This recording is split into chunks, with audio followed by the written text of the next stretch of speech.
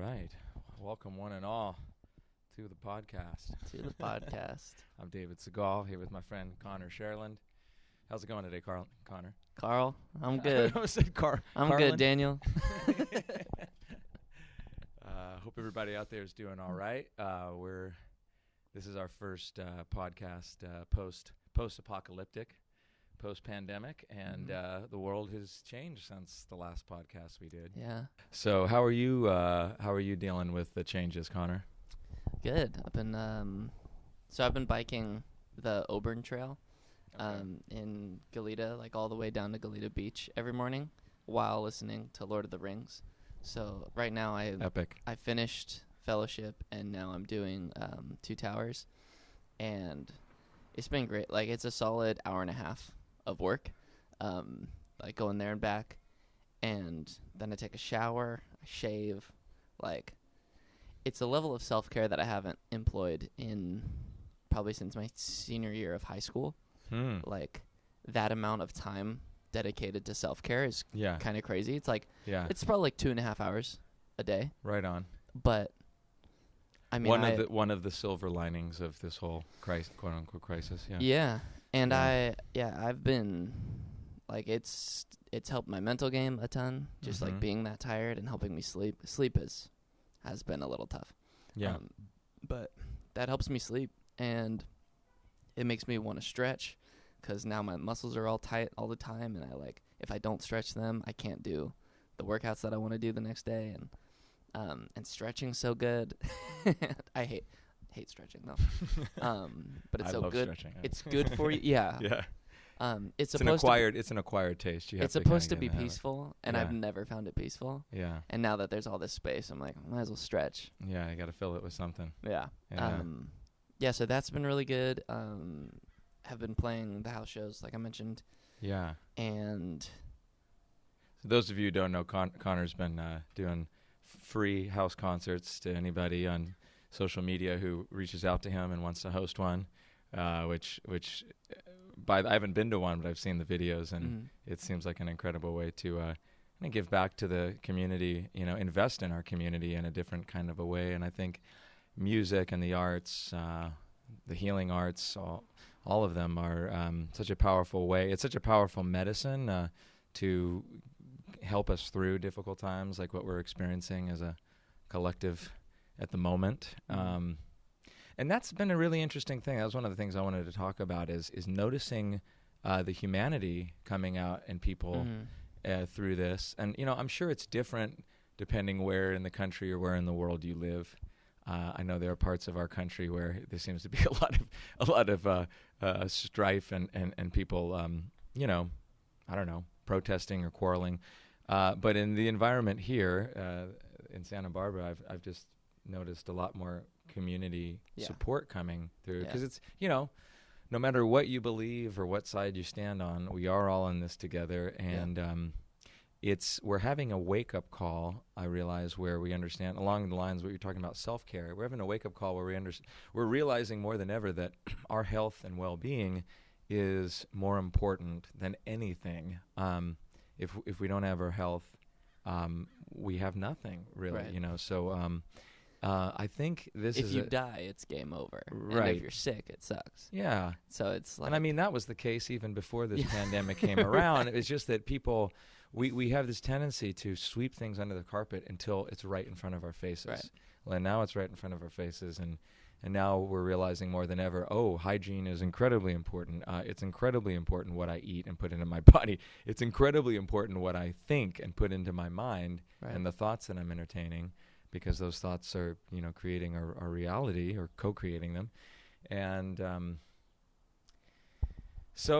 think it's been encouraging to see the response in people, and I just the other day I was having a conversation with a neighbor who at one time was at odds with some people in my household, but you've noticed that they've softened, and they asked, how are they doing? How's everybody doing? And because we are all in this together, and we we're stronger together than we are divided. You see somebody, because right now you'd be pretty heartless to still hate somebody. Yeah. And Right. so it seems a little petty to not be caring for people at the Mhm. moment. Yeah, I've noticed that within my building and my neighbors is because everybody has to make there's like some sort of give and take. Mhm. And yeah, you're just seeing each other way more. So Right. that also humanizes you. One of the Mhm. things I've noticed and really appreciated about this time is, like we talked about self-care, but the notion of rest. Mhm. And as someone who's like experienced vocal fry before, how has this felt vocally for you? Like being able to rest your voice for significant Mhm. periods of time, and like how has that felt inside of your body? It's felt really good. I think I've done about 3 or 4 days of total silence during this time because I knew that I could. Yeah. And Was that spurred on by anything, or you were it just was like, it was inspired. Well, I've been to 3 silent retreats before, and these were retreats that I attended for my own spiritual, emotional, mental well-being. Right. And I'd heard about them for long. I've heard about silent retreats for a long time, and I went to my first one. I think about how 4 did you hear years about it ago. if they're silent? Good question. After they came out of silence, nice. the Vipassanas, there are Buddhist-led silent retreats. Mine was not a Vipassana. It was more of a yoga-based silent retreat. However, I experienced after the first one I did in 2016 how incredibly powerful the experience of silence is, prolonged silence. It's a little hard to explain, to put into words, but it's an opportunity to reset emotionally, energetically. It's an opportunity to go deeper into contemplation than I had ever gone before, because when you're not talking, you're conserving so much energy, and you're able to direct that energy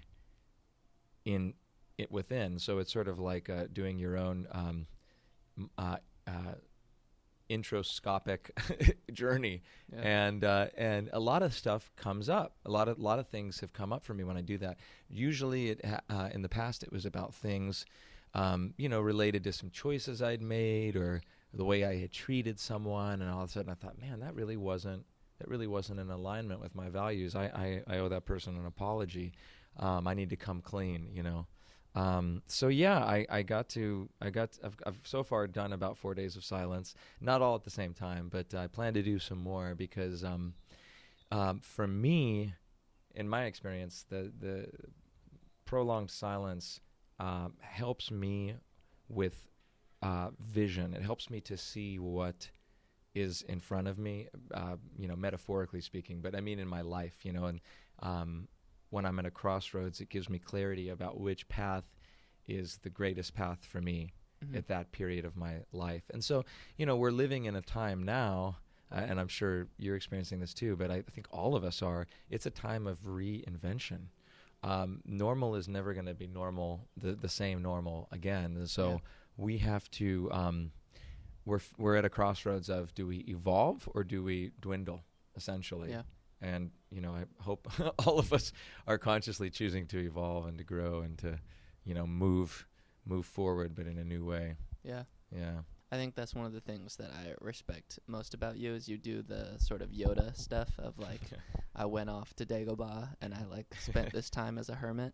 Yeah. And it's like, that's where, like, it's cliche, but those characters exist in fiction for a reason. Right. Because those people seem psychotic to the most of the modern audience. Right. But they also hold the most wisdom because they've sat with themselves for a really long time. And I think when you strip away, like, I've always had problems with comparison. That's just one of my things. And like, I wake up, open up a phone, and it shows me other musicians who have more followers than I do, who are putting out another single, and they're honestly incredible people. Like, probably better people than me, like better musicians, maybe better friends. I don't know. I'll like continue to go into this spiral, and I'll think I need to work harder. and I need to put out more songs, and Mhm. today I need to work harder than that person does today, when it's like, that has nothing to do with your life. Like, whatever, like, one of the cool things about this time is I've actually been able to say, like, what would my ideal day look like? And Yeah. I've realized an ideal day to me looks kind of boring a lot of the time. Like, Right. it looks like me going for a bike ride for an hour and a half listening to Lord of the Rings, Right. or just any great fiction Yeah. saga. Yeah. And, like, that's really, like, I really enjoy that. That's me. Like, Yeah. that's not someone else. That's not someone else's influence. I think that's who I am. Right. And, like, if that's an ideal part of my life, then I should do that in the day. And I should also plan for, like, writing songs and, like, putting those out and Absolutely. etc. But it's like, I can just be grateful. Like, I can just wake up and do the things that I want to do and just be grateful for that. Mhm. And, like, still plan for my future and all these things. But there's yeah, when I'm so busy and I'm constantly saying, like, man, I wish I had time to work out and, like, all this stuff, and I, like, feel more plump than I'd like to, like, yeah. versus, like, now it's just nice, like, bike in the morning, write in the afternoon, Yeah. start drinking, like, hang out and watch Great Hydrating, British right? You're Baking talking Show. about hydrating. Yeah. No, absolutely. I mean, it brings up a really good point, sort of like what we think we should be doing as opposed to what feels good on a daily basis. And you know, when you were talking about that feeling of competition that kind of everybody has, I think it's a big part of the way we've been conditioned as human beings, the way we've been raised in our society, is to compete, get ahead. I don't think that's a natural thing. I think that's a mind-created phenomena that somehow, I mean, who knows when that appeared in in the human psyche. But I was just discussing with a friend about this the other day. I think that it's interesting because over competition results in scarcity when you think about it, and when you look at our public's reaction to a lot of what's been going on, you know, the rushing to the grocery stores, buying up all this food, that wouldn't happen if people didn't, if we weren't in this crisis mode of, oh, I gotta stock up. I'm not saying it's good or it's bad one way or another, but that's competition, that's scarcity, that's if I don't stock up my garage and my shelves now, we're gonna be in trouble. As opposed to collaboration, which is let's make sure everybody has enough and everybody's taken care of, and having that awareness that if I take too much, I'm you know, essentially robbing somebody else of essentials. And so I think it's interesting that you bring that up, because I think we're at a point collectively in our personal and collective evolution or growth or whatever you want to call it, where we're going to want to shift to a state of collaboration and lifting one another up over competition. You know, we've been living in competitiveness as a society, as an economy for so long. This is what it creates. This world of, you know, when things start to fall apart at the seams. From my viewpoint, it's because of over competition. It's too much strain on the system. It's too much strain on our bodies. It's too much strain on nature and our natural resources. So I'm glad you brought that up, because it's like there's a difference between loving and caring for ourselves and taking care of our bodies and minds and spirits.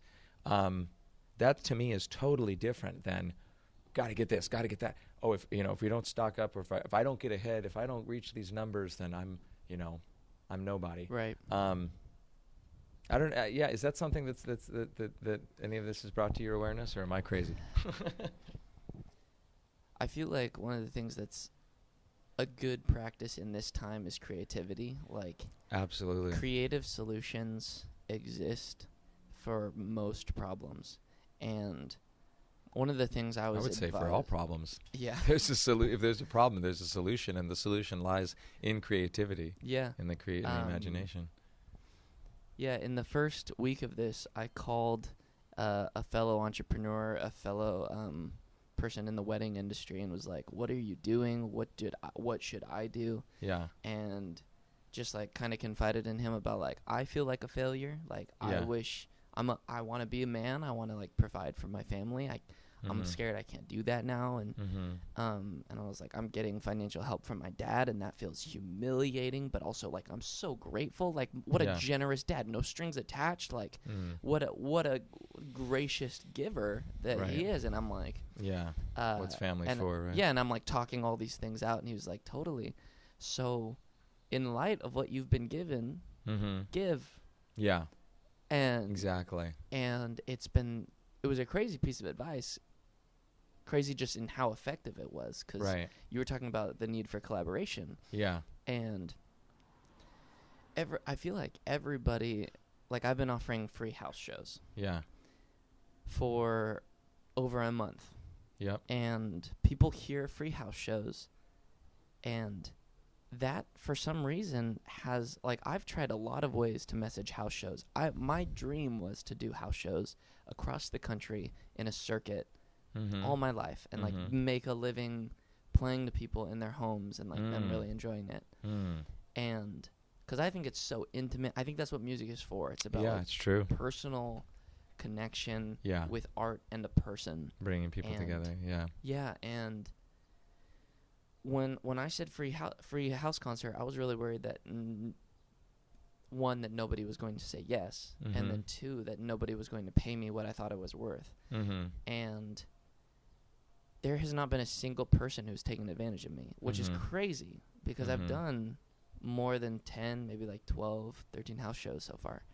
And like the things that I've seen where I've like been playing outside on people's front lawns, these are all like socially distant. They're like, I'm setting up on their driveway, and they're all sitting on their lawn far away as a family, and like neighbors coming out from their houses to sit on their porches and listen. Like neighbors just like walking down the street with alcohol in their hands and just like clapping along, and it's like it's idyllic, it's like utopian, it's crazy. And I'm like, this all came from the idea that I'm going to give something for free. And then by the time that I'm done, I've delivered so much value that I imagine people would find it crazy if they didn't tip me.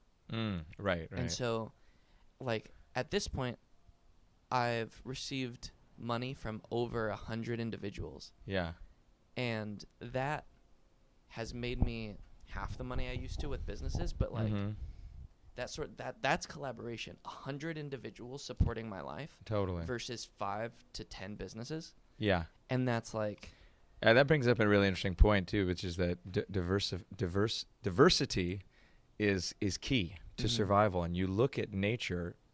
It's actually more than key to survival. It's key to thriving. Yeah. And in nature, when there is diversity, ecosystems and the living beings in those ecosystems thrive. Yeah. When there's monoculture, then forget it. Everything's dead except for the one crop that's being grown. Yeah. But then you're allergic to everything. So that brings up a really good point, and I think this is something we want to talk to in this episode, which is diversification of our energy and our gifts and our abilities and our talents, because I believe all of us have more than one gift. I mean, I just know that. You know? I mean, probably, yeah. Yeah, and so, but part of that sometimes is thinking outside the box and doing something extraordinary, like offering house concerts with for no upfront cost. That's thinking outside the box. So that's a diversification of how you share, how you create, creating in a new way, and so that's phenomenal that you've seen those kind of results. And it's interesting, the paradox of when you go into a situation or you offer something without any real expectation, if you're able to really let go of that, the paradox is that usually you're rewarded greater than you even thought you would be. Right. And that's really cool. And to me, that is a spiritual principle. That's spiritual practice, because you don't you don't know, you can't see what the outcome is going to be, but you're trusting, and you're clear about why you're offering it. That it's an investment in your community. It's an investment in the well-being of others, and then by default, it's an investment in your own well-being. Yeah. Yeah. I'm gonna throw a total monkey wrench in here, but I wanted to ask you about the role of prayer in this time. Yeah. Because in offering things for free, I've basically been like throwing myself at the mercy of God and others. Yeah. And it has this sense of uncertainty has increased my desire to pray more than I ever have before. That's an interesting point. I've heard a few friends have talked to me about this from all different backgrounds. Yeah. Many who are not religious. Yeah. But and hardly even quote unquote spiritual. Right. But they feel the same thing, that the challenges that we're facing now have kind of brought them closer to the spirit of life, the essence of life, consciousness, the universe, God, however we want to put that. Yeah. So how has prayer been a factor, or how have you experienced prayer inside of quarantine or this COVID world? You're a full-time artist. You did get a few awesome grants, which is super great. I got a grant. A grant. Okay. Yeah.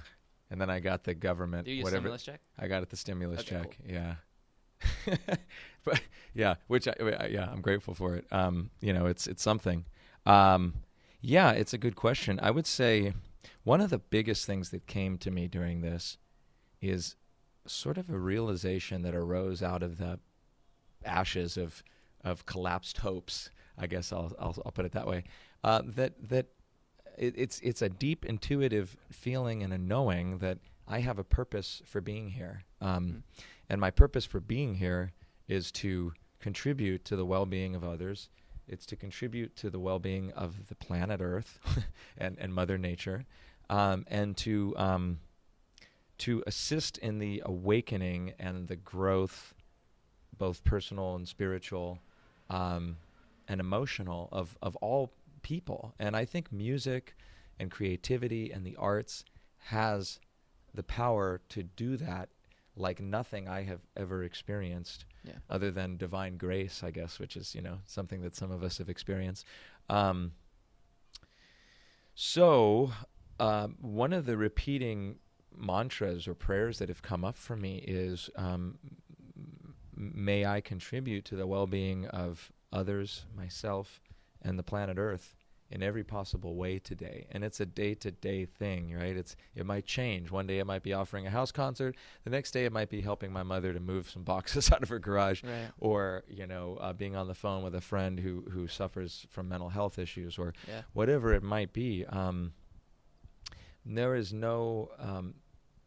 nothing that is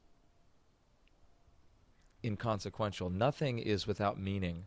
At the same time, we're just this little speck on this planet Earth in this enormous galaxy and this enormous immeasurable universe. We're just this tiny little speck of a planet. And then each one of us are just a tiny little speck of the 8 billion plus people that live on this planet.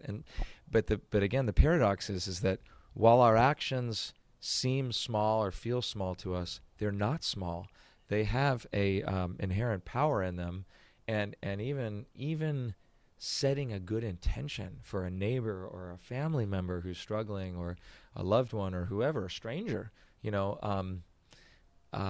for people who are incarcerated in our prison system right now, and knowing what they're going through and the infection rate in our prisons, saying a prayer for them, sending them goodwill, I think is incredibly powerful right now, because we each have the ability to contribute to the raising the vibration and the awareness of our planet and of our humanity.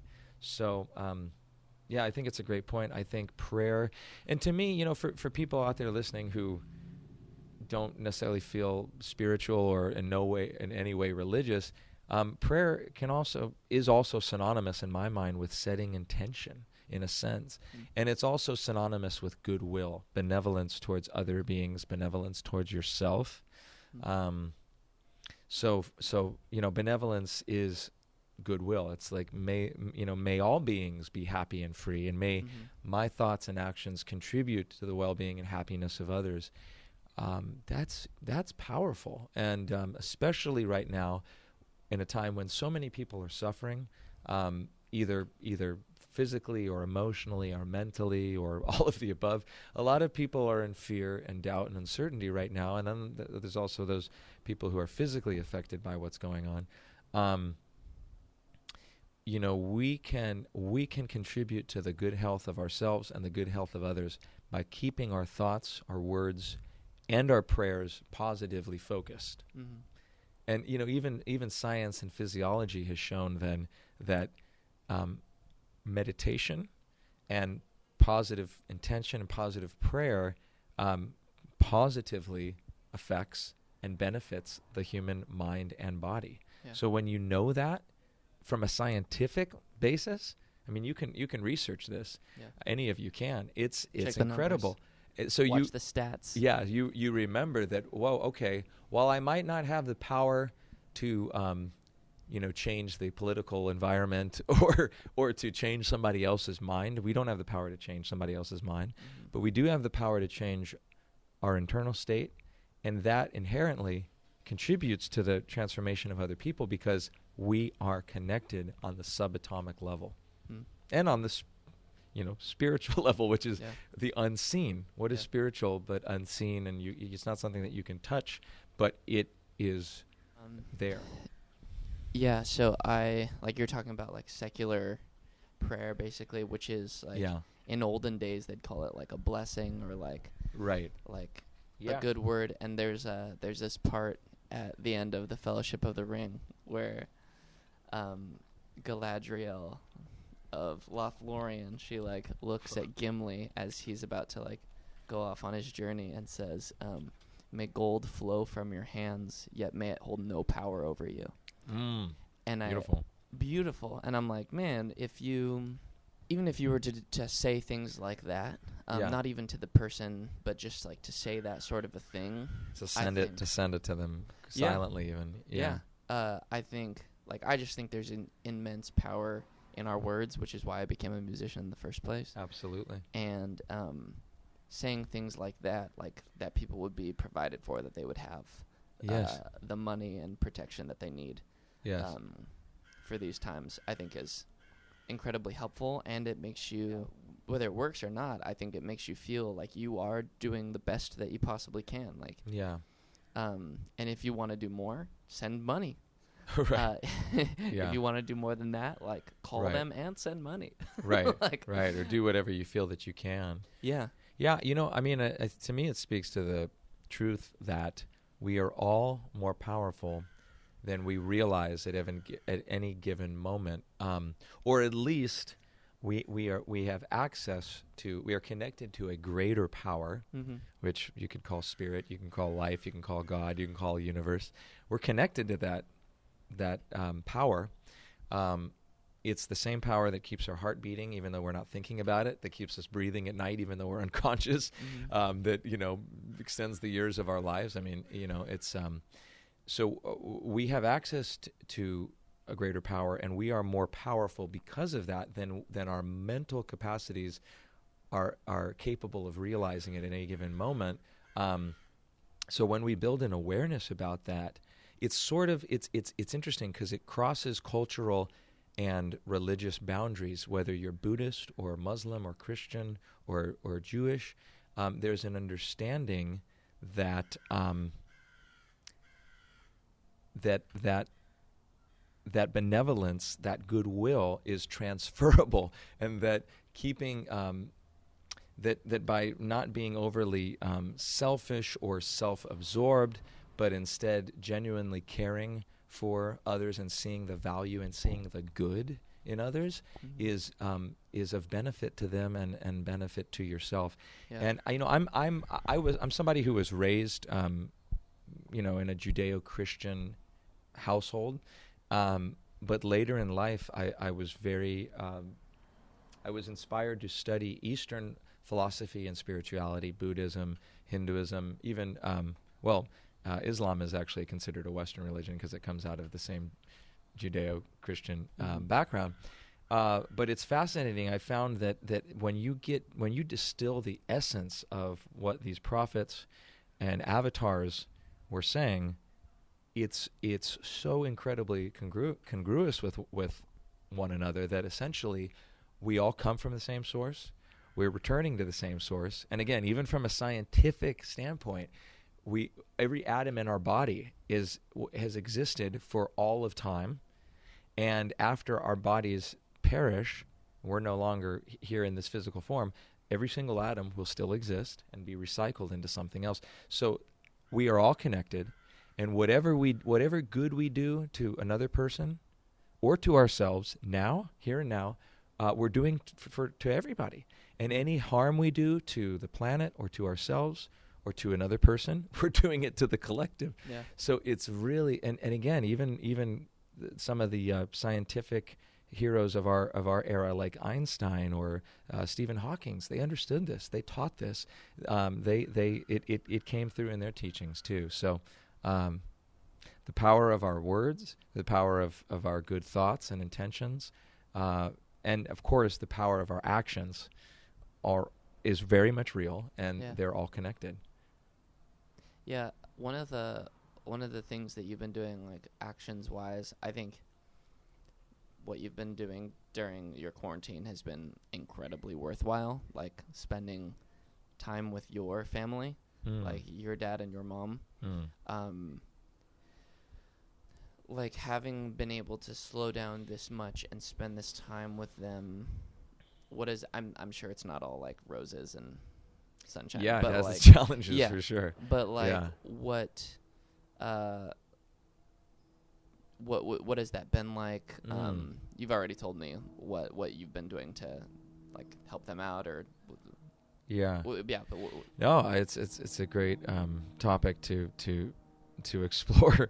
I would say the greatest thing is, and again, I'm sure this is something that most of us have been feeling and experiencing to some level. When you go through a crisis or a pandemic or something like we're going through right now, you realize that life is precious, our time is limited, and also that our bodies are mortal. You know, our bodies have an expiration date. How old are your parents?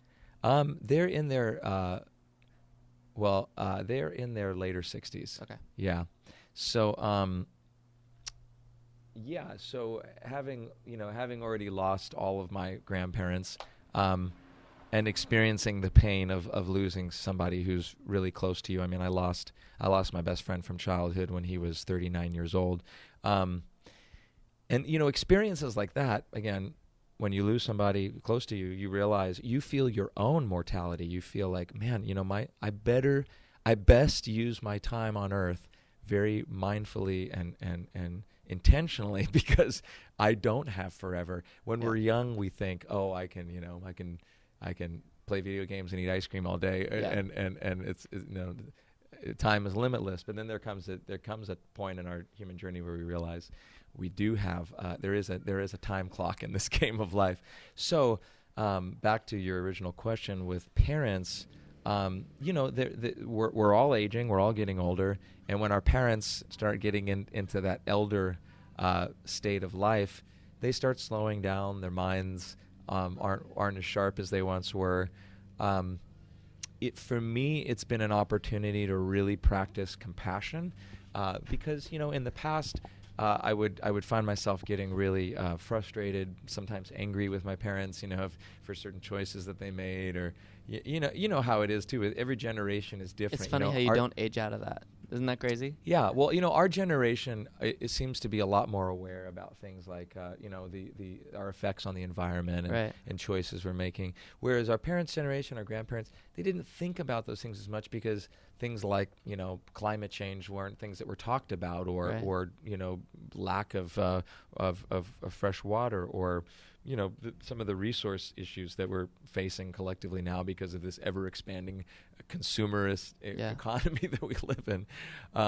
So anyways, practicing compassion and understanding that, they grew up in a different world than we did. And so it behooves us and it behooves them to practice a little more kindness with them instead of, I come from a family system where sometimes criticism is a little too common on both sides of my family. And so I have had to learn to be less critical, be more compassionate, more positive, accentuate the good in them rather than picking on the quote unquote not so good parts of them. But one of the things that has come from that for me is this realization of how precious and priceless my time spent with them is, because even though there are times I want to just run out the house and go into nature and not talk to them or anybody because, things get worked up from the past or whatever. Right. I realize that we are one another's teachers. My parents have been some of my greatest life teachers, both intentionally and unintentionally. Yep. And we, their children, become their teachers too. Especially probably when we're younger, but when we're older too. And it's interesting because the roles seem to change as, again, the paradox of life. As our parents get older, sometimes they become more like the child because their mind starts to go in a way and revert more to that childishness. And we become kind of more the parent figure where we have to say, no, don't buy that thing, or don't foolishly spend your money there, or right. Don't spend your time doing this, or be careful what you're eating. That's not good, Mom. It's got GMO in it. Right. Whatever, they might not think about those things, whereas we do. So it's funny how for Filipinos it's MSG. MSG, yeah. We were using MSG up until the last 5 years. Oh, really? And then we had to stop. Yeah, that's still in a lot of things. Still in a lot. Pringles, you got to be careful. So I'm thank you for asking that question. Definitely, our time spent together is a gift. It's not always pleasant. It's definitely not always easy. But even in the challenge, especially in the challenging times with our family or our parents or our loved ones, that's where the greatest opportunity for growth and transformation is. It's not in the easy breezy. Yeah. Sometimes, look, those are the great memories. Like, that one time we made a trip to the islands and we had that family reunion and nobody fought and we all just laughed. Those are great. Those are priceless things. However, it's in the challenges, it's in the friction that there is that opportunity to grow and to take off. And I think they were easy because you weren't a person yet. Yeah. You were still a creation of these people. Right. And your opinions consisted of their opinions. Right. And plus the desire to play video games. Yeah. Exactly. Yeah. Yeah. Let's talk for another 10 more minutes. But there's a couple. There's a couple things I still think we should cover. We've been doing this podcast and it's about creatives, it's about entrepreneurs, it's about us. Yeah. It's about Connor and David. And David are trying to navigate. It's about all of us. Well, we're talking but we're coming about from our perspectives. And our perspective is someone who believes that art is incredibly important. Yes. Someone that believes that the unseen world is not to be neglected. Right. And love is the blood. Love is the only thing that's real. Yeah. The only real thing. Yeah.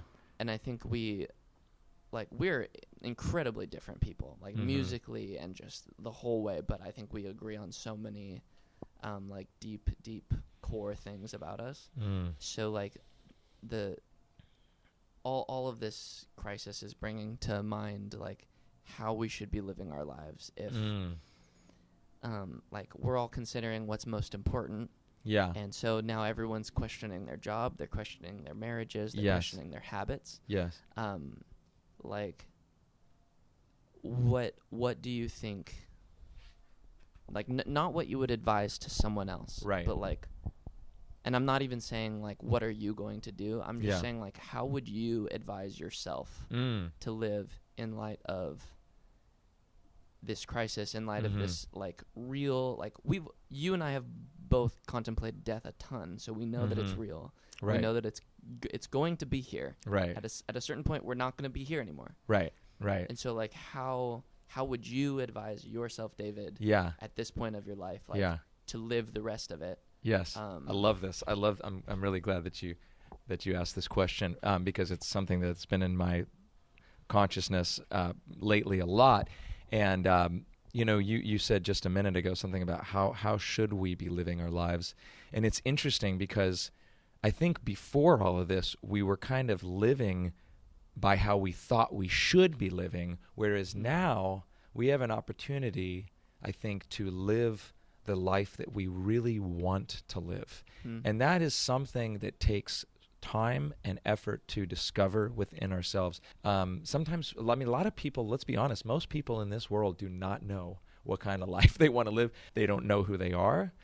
They don't know what they really want. These are hard questions. They don't know what they're really capable of. Yeah. And it's interesting because I think the path of anybody who considers themselves a seeker of truth, a seeker of wisdom, a seeker of even knowledge, a seeker of reality, you have to ask these questions to yourself and within yourself, and only you contain the answers. I mean, speaking to other people helps us to have the realization, but still the realization comes from within, right? Just like standing in front of a mirror helps us to see, maybe what blemishes we want to fix, but it's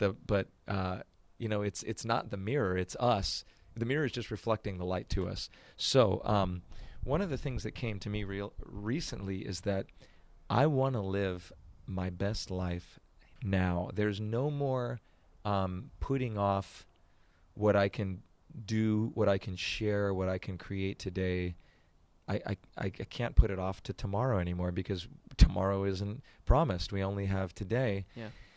So along those lines, for me personally, one of the things that I've felt and known for a long time is that I want to live closer to the land. I want to live closer to the earth.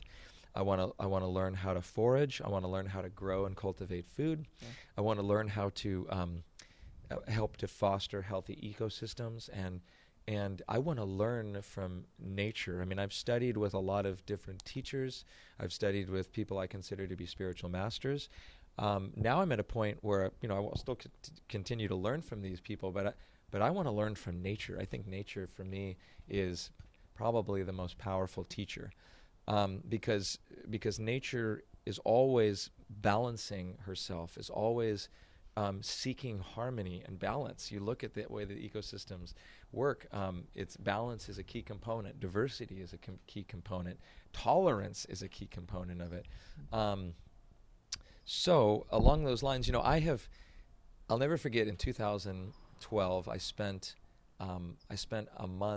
almost 2 months in Central America, and I lived I stayed on a friend's organic farm, and at the time, I was in a transitionary period of my life. I had just moved back to California after living in the Midwest in Chicago for 4 years, and kind of really hustling and bustling as a musician and doing everything I could.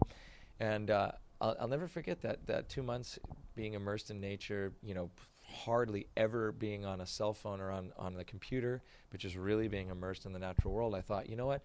When I go back to California after this trip, I'm going to just work, and I'm going to work my tail off. I'm gonna just climb. I'm gonna make a name for myself. I'm gonna reach some level of success musically and financially, and then I'm gonna get a piece of land somewhere secluded in nature, and I'm just gonna live with the land basically. And interestingly, that was 8 years ago. That's kind of what I did. I came back to California. I was living in Santa Barbara. Really worked hard, played music on State Street and at the farmers market, and I met all kinds of people. I got invited to play at wealthy people's homes and play in front of movie stars and famous people and play big festivals and record music and make music videos. I got to do everything that I really wanted to do. I'm grateful for all those things.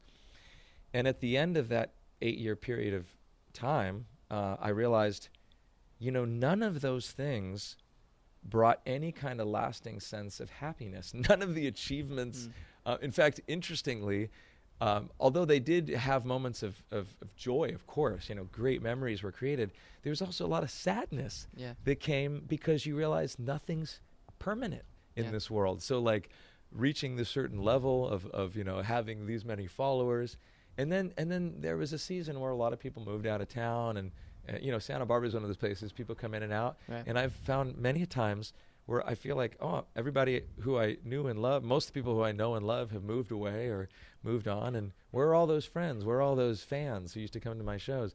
People just kind of come and go. So they're the ups and downs that come with that kind of worldly life. But I'm grateful for all of it, and it really taught me a ton.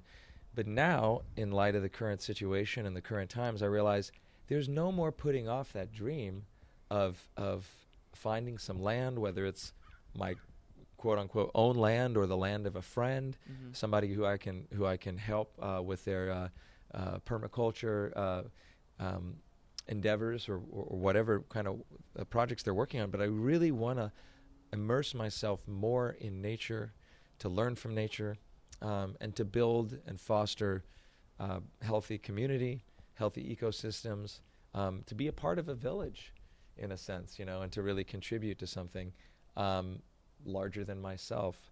So that pretty much sums it up. I don't know if that was too big of an answer, but but the largest thing in terms of how I feel I want to be living my life, or I quote unquote should be living my life, is I want to live my life in really close-knit community, fostering deep connection, deep friendship with not necessarily a ton of people, but with a tribe, with a village, whatever word you want to put for it, with a family, and to really slow down, slow down, let go of the blind ambition that has kind of driven me for a long time, and quite honestly has injured me. I've experienced some injuries in life, physically, just from going too fast, doing too much, not resting enough, not pausing enough. Right. And now is a time for restoration.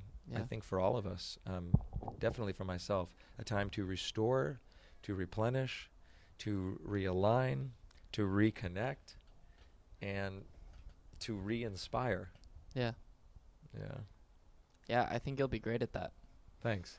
I think you'll do really, really well with a small group of people to like really be dedicated to each other and build each other up, and to like work the land. In case you guys, anybody who's watching thinks that this is like some nebulous thing where he's like, he'll find some land. He's like currently like actually like looking into purchasing land. So like it's not like some nebulous dream that he has. It's like actually. Well, it's interesting because a lot of times we stop ourselves from doing things because we don't, in our mind, it's not possible. Right. And there's this, this famous quote. I know it's in the book Think and Grow Rich, although I don't know if it came from that author. It probably was said from someone else before, but it says something like, whatever the mind can conceive and believe, it can achieve, right? Yeah. So if you can conceive it, if you can see it, visualize it, but then you've got to believe that it's possible, then it becomes possible. And it's interesting, for a long time, I didn't think that, finding some land or living on some land. I mean, again, this concept of personal ownership, to me, it doesn't matter at all. I mean, I'm open to the possibility of, I have some friends around the world who have land in natural settings that's easily large enough to support a few other people, and they need help from people like you and I. Yeah.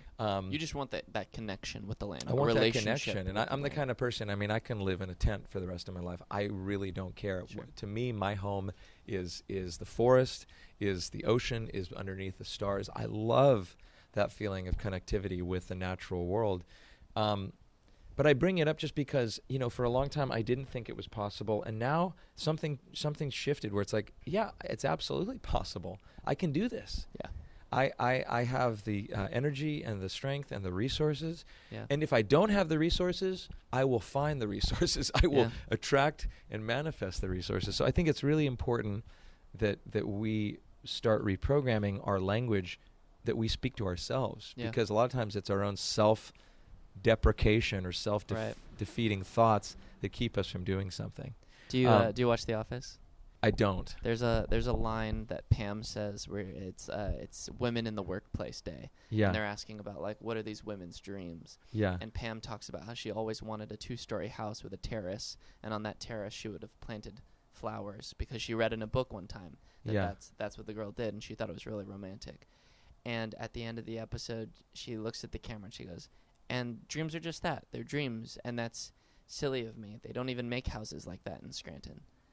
And then she starts to cry. Yeah. And it's I think it's a brilliant scene. Like, for such a stupid comedy, it's a really deep, I think it's a really deep thought to remember of, like, the fact that she said they don't even make homes like that in Scranton, meaning that her world, like, existed only in Scranton, Pennsylvania. Yeah.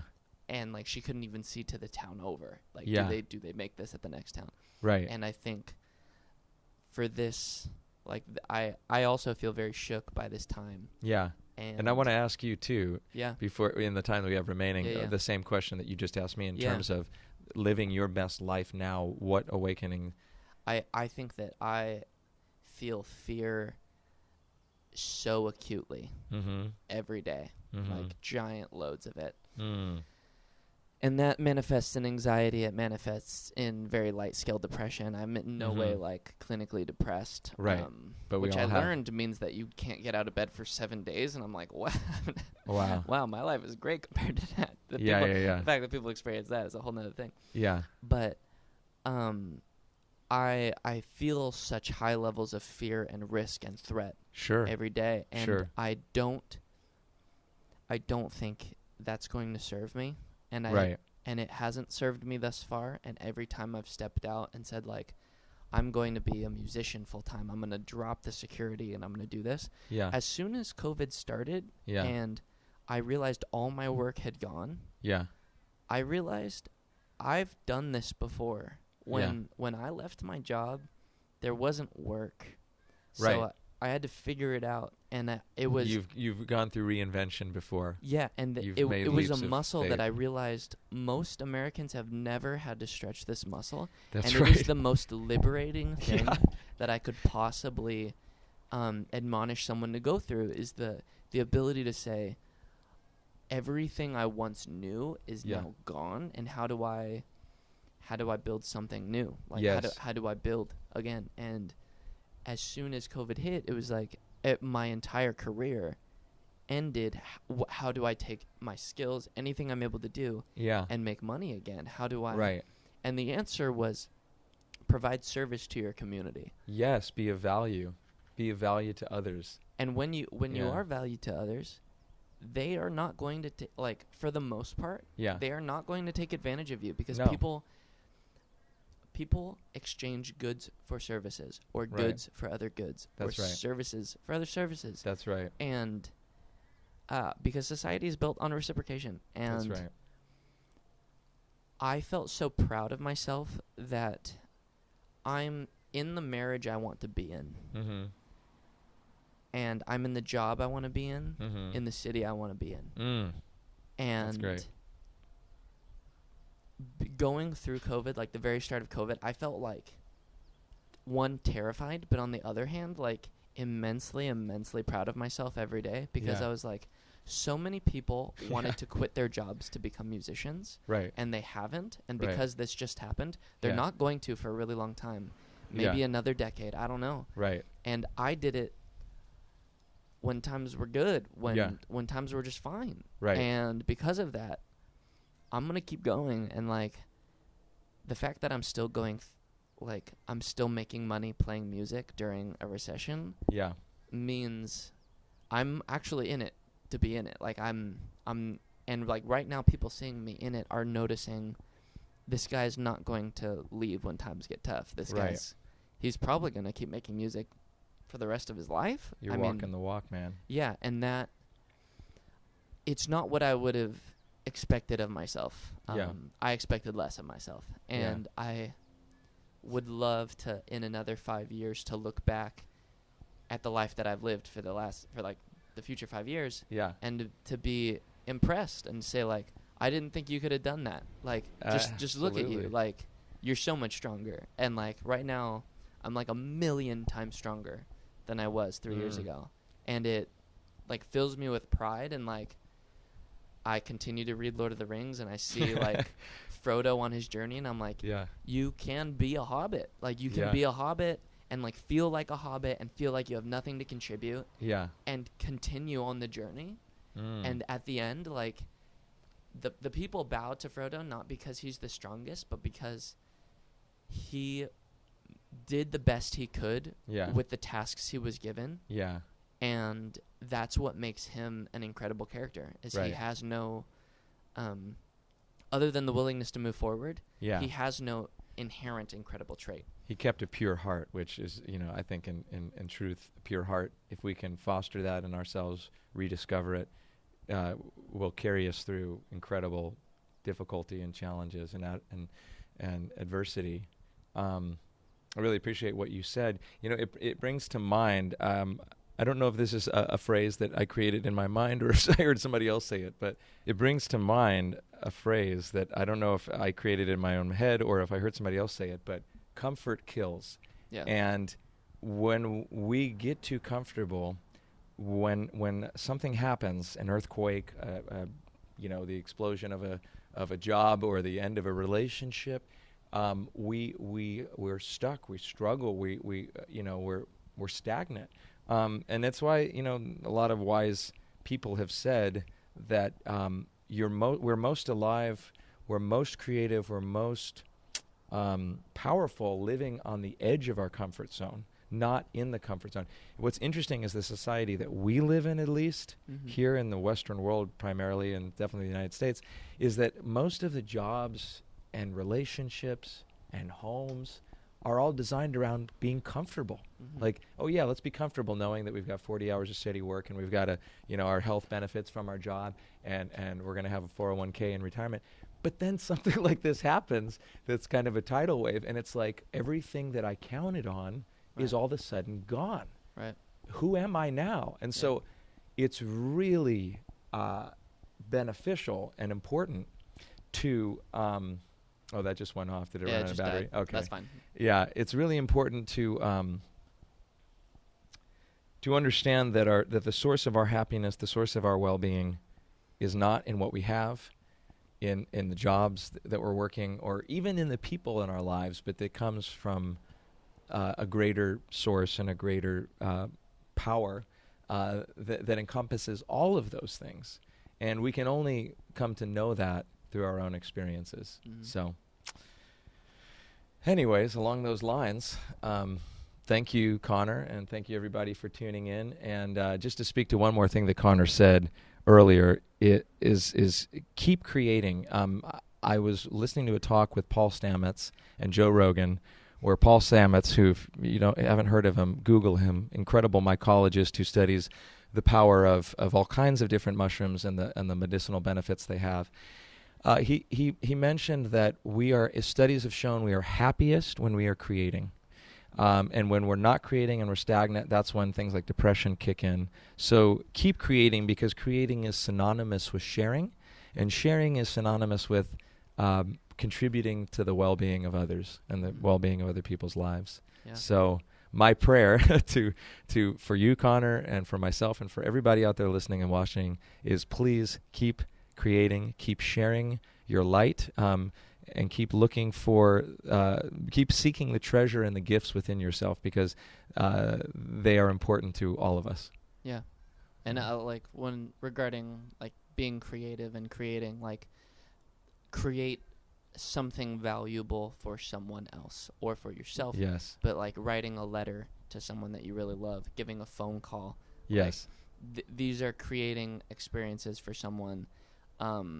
These are meaningful encounters, and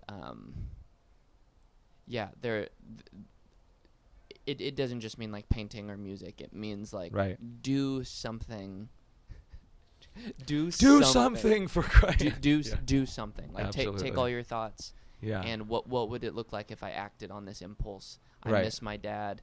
Call your dad, or write him That's a letter, right. or send him a prank in the mail, or like, I sent my parents a bunch of hair from my head. Yeah, that's great. So You gave me life, Mom and Dad. Here's some of my hair. Here's some of my hair. Here's a Love big you so bunch much. of hair. I'm gonna and with do that, we sign off. Love and peace. Love and peace.